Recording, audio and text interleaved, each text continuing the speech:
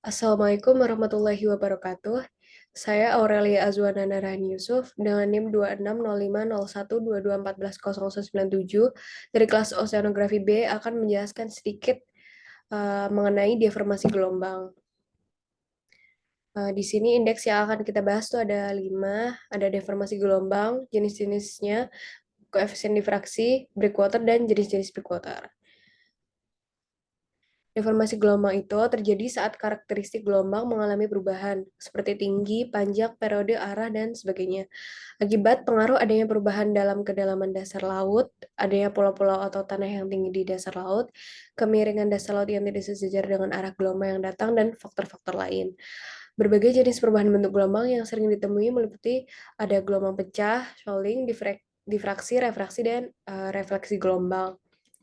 Nah, ini kita masuk ke jenis-jenis deformasi. Ada 3.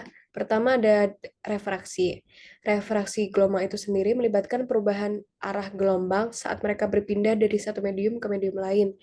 Refraksi ini atau pembelokan jalur gelombang disertai dengan perubahan kecepatan dan panjang gelombang. Kemudian ada refleksi. Refleksi gelombang adalah peristiwa saat gelombang datang, menghantam atau bertabrakan dengan suatu halangan, misalnya ujung dermaga atau breakwater gitu. Maka gelombang itu akan pantul kembali sebagian atau sepenuhnya. Terus yang terakhir ada difraksi. Difraksi gelombang adalah perubahan tinggi gelombang dan pembelokan arah gelombang karena adanya sebuah halangan. Daerah di belakang rintangan akan terpengaruh oleh gelombang transmisi dengan tinggi gelombang yang lebih kecil. Kemudian ada koefisien difraksi. Koefisien difraksi merupakan sebuah parameter yang digunakan dalam fisika gelombang dan dinamika fluida untuk mengukur pengaruh difraksi pada gelombang saat mengalami perubahan dalam kedalaman air. Parameter tersebut tidak memiliki satuan, salah satu hal yang paling krusial dalam mengerti dan memprediksi perilaku gelombang dalam beraneka ragam kedalaman perairan, terutama saat gelombang berpindah dari wilayah perairan yang dalam ke wilayah perairan yang dangkal.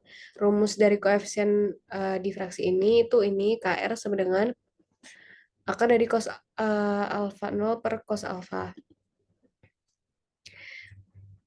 Kemudian kita masuk ke breakwater. Breakwater adalah struktur yang dirancang untuk melindungi daerah sepanjang garis pantai dari hembasan gelombang. Biasanya dibangun secara paralel terhadap pantai dan berada di lepas pantai pada jarak tertentu. Ukuran konstruksi pelindung pantai dibuat berdasarkan hasil pengambilan data pasang surut. Pada dasarnya, breakwater beroperasi dengan mereduksi energi yang menyertai terjadinya gelombang di pantai. Struktur tersebut memantulkan gelombang dan memindahkan energi gelombang dalam bentuk difraksi gelombang setelah terjadi tumbukan. Untuk breakwater tipe terendam, energi gelombang akan berkurang akibat berkurangnya kedalaman pantai. Dan ada jenis-jenis breakwater. Jenis-jenis breakwater ini ada 2. Pertama ada pemecah gelombang tenggelam dan ada pemecah gelombang tidak tenggelam. Pemecah gelombang tenggelam itu umumnya dipakai pada daerah pelabuhan. Dalam desain, parameter utamanya adalah berapa tinggi gelombang yang diizinkan pada daerah di belakang pemecah gelombang. Kemudian pemecah gelombang tidak tenggelam itu direncanakan sedemikian rupa sehingga memungkinkan terjadinya transmisi sejumlah energi gelombang dengan cara overtopping dan juga transmisi melalui celah-celah batuan dari struktur. Pemecah gelombang ini juga mengurangi energi gelombang dan memecahkan energi gelombang yang melintasi struktur tersebut. Pemecah gelombang tenggelam sangat sesuai untuk daerah pantai yang berfungsi sebagai kawasan pariwisata, di mana nilai estetika merupakan hal yang utama.